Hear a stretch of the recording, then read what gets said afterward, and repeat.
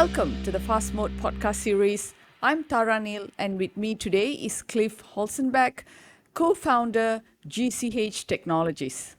GCH Technologies delivers innovative and transformative solutions to the telecommunications industry. Founded by industry veterans with extensive experience in messaging and wireless, GCH serves as a neutral party dedicated to advancing the wireless ecosystem. Welcome, Cliff. Great to have you on today's episode.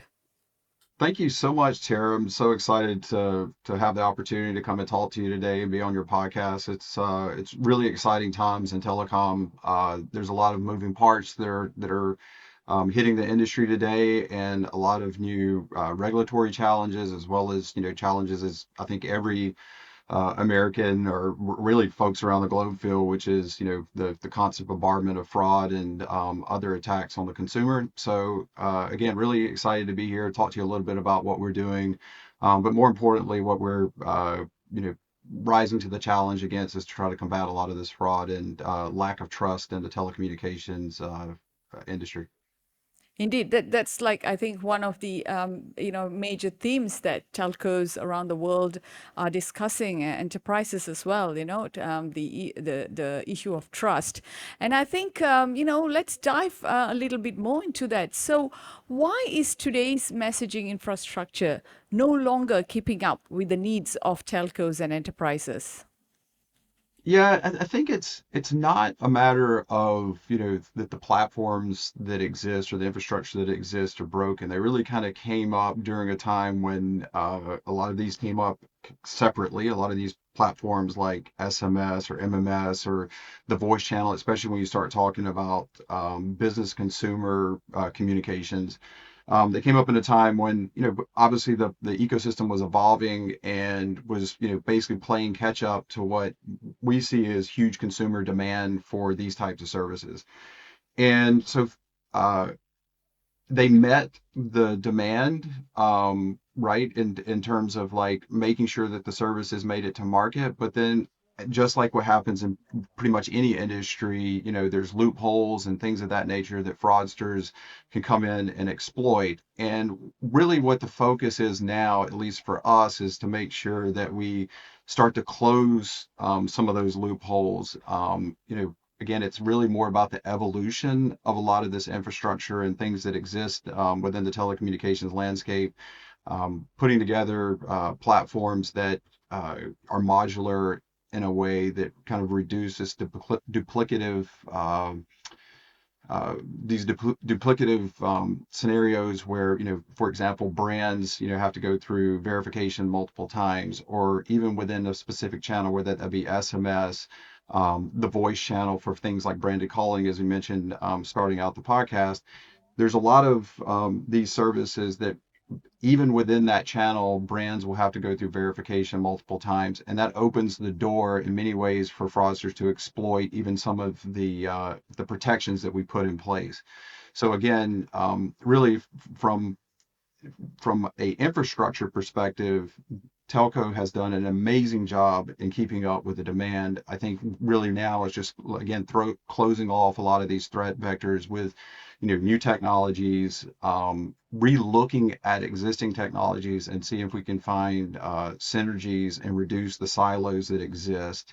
And then ultimately, even looking at things like AI to combat what we see as the real threat here, which is, the impersonation of brands and consumers even in the marketplace. So, and the crazy thing is that just hitting on the subject of AI quickly, telco will have to adapt to, this paradigm shift now that we have within the communications landscape where AI is not only being used by the good guys, but it's also being used by the bad guys. So we'll have to evolve and adapt, and again make platforms and infrastructure more modular to meet that demand. So I guess, growing expectations on better levels of CX is one thing. You mentioned about the verification and then multiple times that people have to do it. So I guess people are not going to be so happy doing that. And then you also mentioned about fraud and exploitation, right? And yeah, and I think the topic of AI is a big one in this aspect because like you mentioned, good guys are using it, but bad guys are using it as well. So I guess so. This creates new vulnerabilities and opens up further gaps.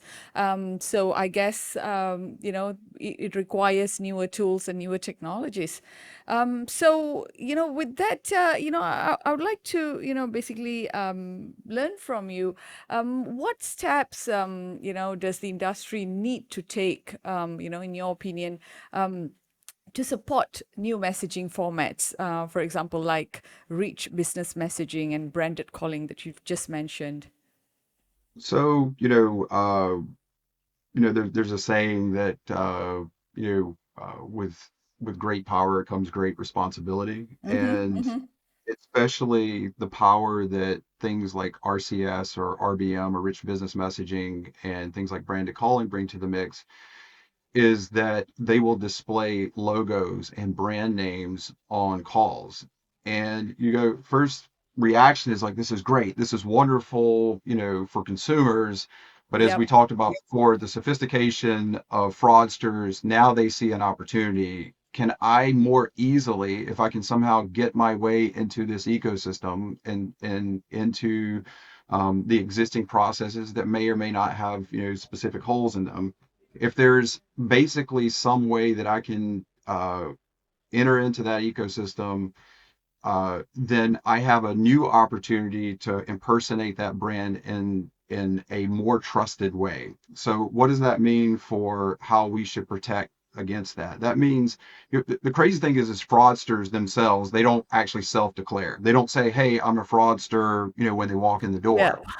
Done Yes. they've ultimately done a very, very good job at getting to a place where they've impersonated a brand, to be able to launch a communication. And these are sophisticated actors as well that are doing this.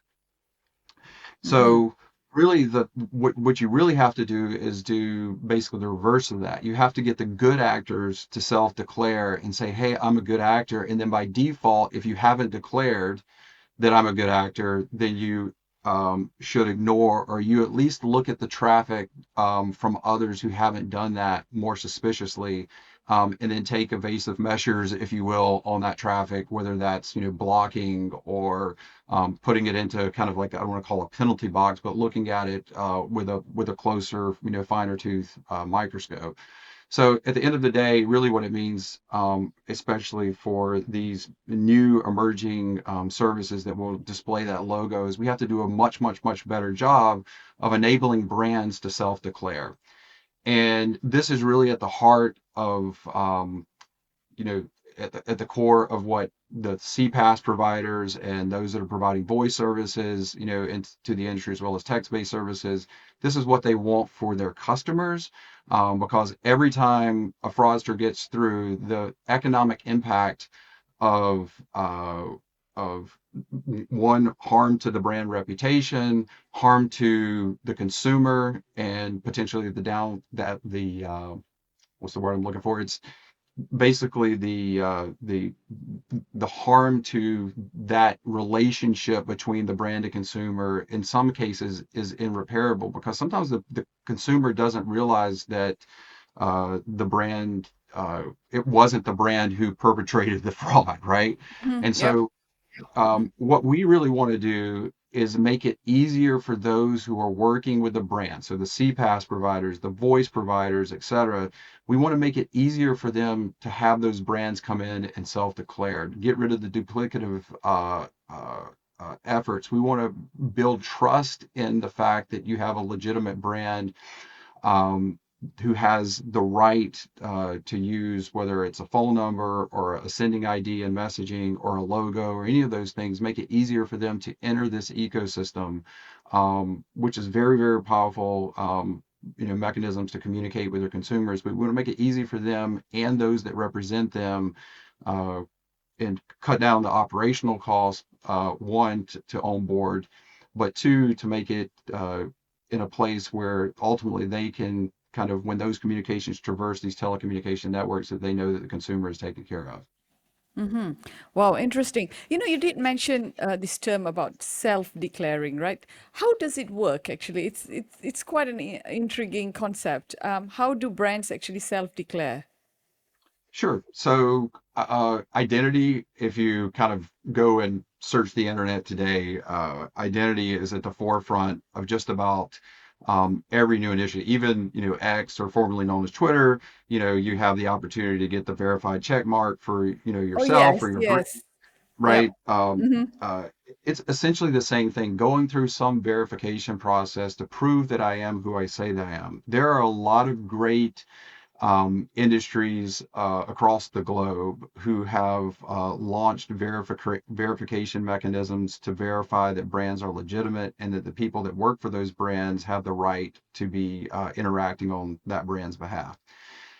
Basically, the employees of the brand or some representative of that brand. But if you look at like cross-border trade or fintech, there are a lot of great KYB company and KYC companies. And what we see now in telco, especially in voice and messaging, is that uh, there's a heightened opportunity. There are some companies that work in this industry today that are doing just that. They're verifying brands, they're verifying the individuals. And what we really want to do is make that process easier across the board for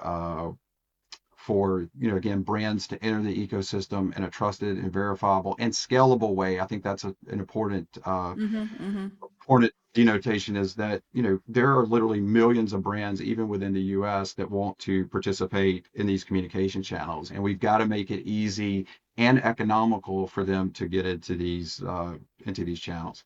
Mm-hmm. And that And I that guess. actually benefits the operator in multiple ways. One, unfortunately, and what people don't realize in many cases is when they get spam or they get something that's fraudulent on their phone. In many cases, they're not thinking it's even the brand. They pick up the phone and they call the mobile network operator. That's a huge operational cost to a mobile network operator. It goes back to again, this relationship between customer and brand. In that case, the brand, one of the brands, is the mobile network operator who suffers in that. So really a big part of this is not only pursuing protecting the customer and the brand, but it's also to help aid the mobile network operator to keep the traffic that flows across their network clean. Mm-hmm. So I guess, like you pointed out, we do have various platforms like, X, maybe Facebook or even LinkedIn, where you have those blue ticks and which verifies that that's the real person and stuff. So we are going to do something similar in this, scenario. So would that, verified identities be visible, that verification be visible to the end customers, to people receiving the calls, or is it for the operator? Tara, that's a great question. Really, the aim of channels like RBM and branded calling is to not only display that logo, but to also put a verified check mark that this brand has been verified. As a matter of fact, in rich business messaging, there's some of the right now it's basically implied that if you have a brand who's showing up today in rich business messaging, whether it be on an iOS or Android device, that brand has gone through some level of verification. If you kind of go through settings on your phone, on an iPhone, you can see that the uh, in there that the mobile network operator has verified this brand. What I would say is that again, like I mentioned before, about the great power and responsibility of that, is that if you're going to put a check mark that this brand is, not only am I showing the logo now, right? But the specifications around rich business messaging um, calls for that verified check mark to say this Mhm, has been verified. And if you're going to put that check mark there, you better make darn sure that that brand has been verified and it has gone through the appropriate level of rigor to make sure that someone is not impersonating that brand. Because mhm, again, the damage that can be done. And I'll give you a personal story. So my about 3 years ago, my mom is coming out of the pandemic. A lot of people went to online shopping. My mother was using actually Kroger's service to deliver her groceries to her home. She got a text message one day and it said, this is Kroger. We need you to come in and update, sorry, we won't be able to deliver your groceries next week. mhm, If you don't come in and update your information. long story short, she went through the process. Come to find out, it was a phishing attempt. And she did put Oh. in her credit card information. She was hit for just a little bit. So, Mhm. but even 30 or 40, $40 to, our most vulnerable consumers is a big deal. And Yep. it's Yep. also kind of Exactly. the feeling of violation that, that they fallen victim to that. And so a big part of this is again through the self-declaration is eliminating those things. And I've worked in text messaging all the way back to 2000. I'm dating myself here a bit, 2004. And what I Mm. can tell you is that my mother, she was as embarrassed as she was to have that happen to her. I tell her, I was like, hey, I see this all the time. Um, Yep. especially where people they can't discern who that sender is. So this is extremely, extremely important that we get to a place where brand names and logos and verification check marks are a part of the communications that we get, that people will immediately see that and resonate with it. But again, if you're going to put that, you have to make with extreme certainty that that brand has not been impersonated and this isn't fraudulent traffic. Yes, and Cliff, I think when you shared the your personal experience with this, I can imagine as and customers, people receiving calls from brands we know, brands we don't know. If the operator can help us put that check mark there, I think that goes a long way in ensuring better satisfaction among customers, and that I think is one of the primary reasons why telcos, in particular, should be paying attention to such technologies because we get a lot of calls like this, and sometimes you still have this slight doubt. What if it's legit? What if it's the real brand? And sometimes we hang up unnecessarily, and sometimes we are rude to these people because you just don't want to be scammed again. So I guess this is something that we all need right now. And it's great that you shared exactly how it works. Sure, I can tell you that the telcos in around the globe, specifically, I work with a lot of the mobile network operators here in the U.S., and I can tell you that there's extreme amount of capital spent every year and dollars spent around stopping fraud and stopping, looking. Sometimes they're literally looking through a needle in a haystack to Yeah. spot patterns, other things where maybe a new threat vector, comes up. And many of the mechanisms they have in place are very much rooted in kind of analyzing traffic, um, obfuscated, right? But analyzing traffic in a way that they can spot these fraudulent things and then shut them down, kind of just like anti-spam platforms do for email, et cetera, right? And Mm-hmm. Mm-hmm.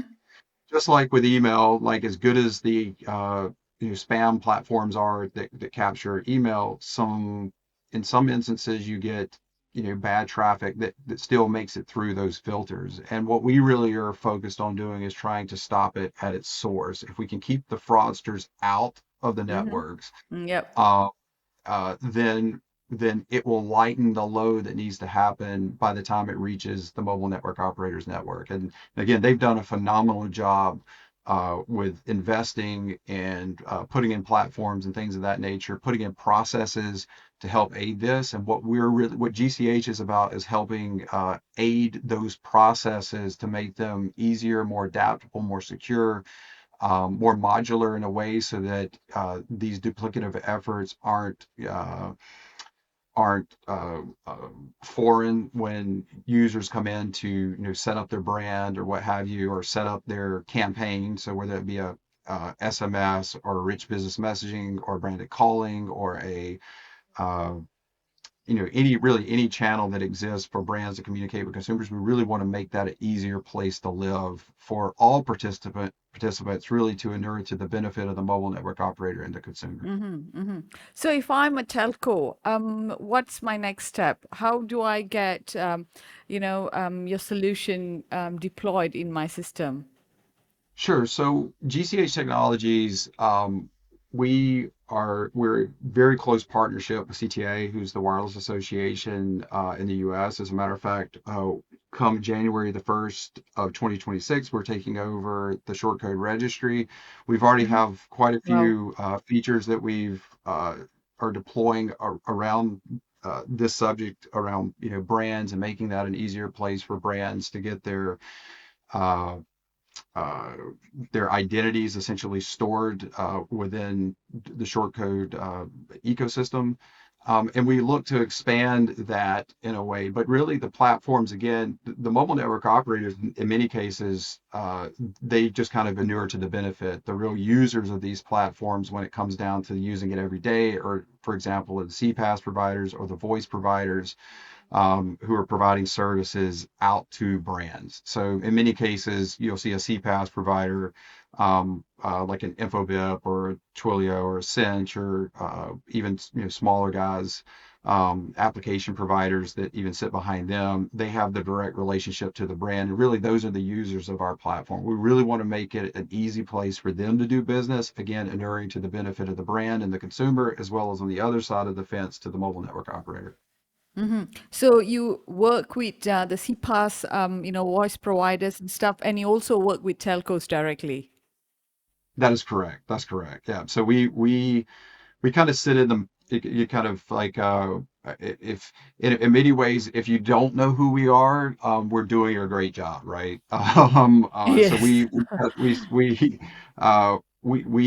intentionally sit behind the scenes, Hmm. providing critical platforms and infrastructure to help enable a myriad of services that will target, again, making breaking down some of the silos that exist within the Hmm. channels, be RBM, branded calling, RCS, uh, uh, SMS, MMS, etc., traditional text messaging.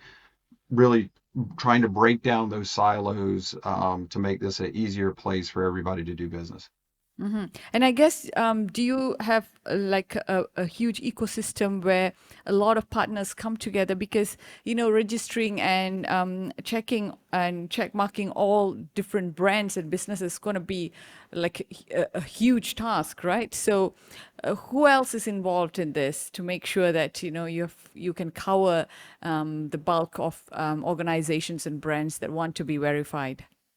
I'm so happy you came back to the subject of scalability. It is, as I mentioned, there are literally millions of brands that exist, even just in the U.S. that want to partake, and that goes all the way from your big Fortune 500,000 brands all the way down Yep, to small to medium businesses that have exactly.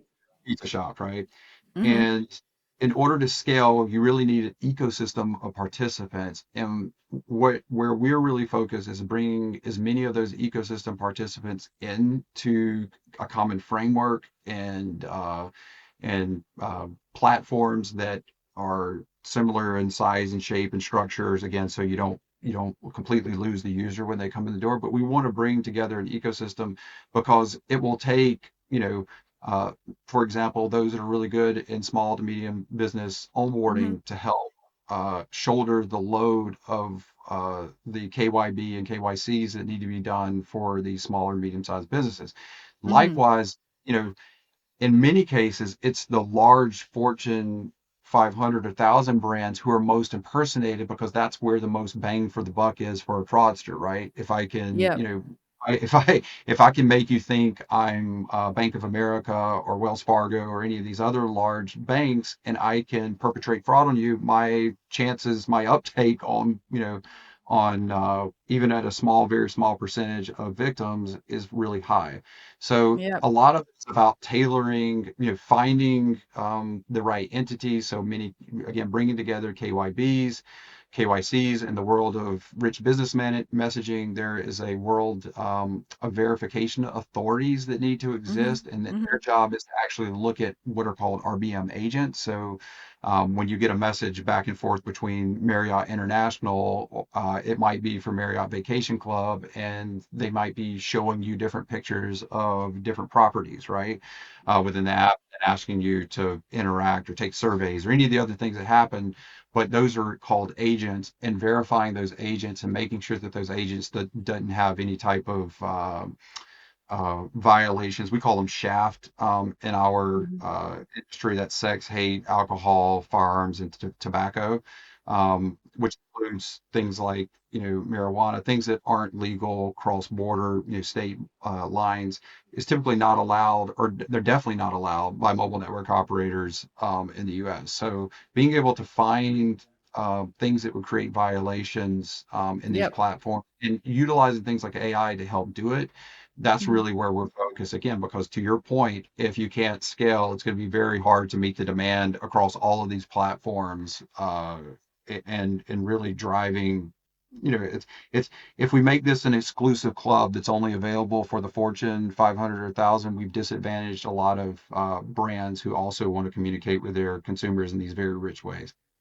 Well, I guess, looking at, what you've just said, I guess this whole business of identifying and verifying these brands, the big brands and small brands, is going to be a vertical by itself when it comes to telco operations. Of course, anchored by players like GCH Technologies, I guess. So for telcos, I think it's an area that they will have to pay a lot of attention to, especially, businesses keep growing, our GDP is growing, and users are growing. A lot more people are on their phones, and people communicate, online and through calls and all, and more than ever before. So I guess, yeah, I think these are the kind of solutions that the market would need. Absolutely. Thank you so much for that, Tara. Like we really do see ourselves as an agent of change. We're relatively new uh, company in this space where we came out kind of like punching above our weight, if you will. But really, our goal is to help the carriers and aggregators and enterprises kind of adopt these new frameworks without breaking any of the stuff that already works. And I think that's a critical piece of this. We're actually trying to change the tires as the car is already rolling down the road, which Wow. is Okay. um, Yeah. but it's absolutely essential. We don't want to get in the way of growth and those types of things. We just want to make the ecosystem better. And I think at the end of the day, we're definitely set up and positioned ourselves to do that. I mean, there are a lot of great companies that are already working along these same lines. There's companies like Aegis Mobile and WMC Global, and that have been working a long time and doing an amazing job. And again, really, this comes down to scaling and making you know kind of again putting the afterburners on this jet engine, if you will, to really get these new services that are entering our ecosystem to take off. Well, awesome. Well, I guess, Cliff, that brings us to the end of our session today. So thank you so much, for joining us and also for sharing your insights, especially on the role of modern messaging solutions for today's telcos. Awesome. Thank you so much. Again, we really appreciate the opportunity to speak with you today, Tara, and hopefully we can do it again sometime soon. Well, yep. Thanks to you too. And to everyone tuning in, thank you guys for listening. If you want to learn more, visit gchtech.com and follow us for more updates and insights as we continue to uncover the latest in technology and telecommunications. See you in our next session. Bye bye.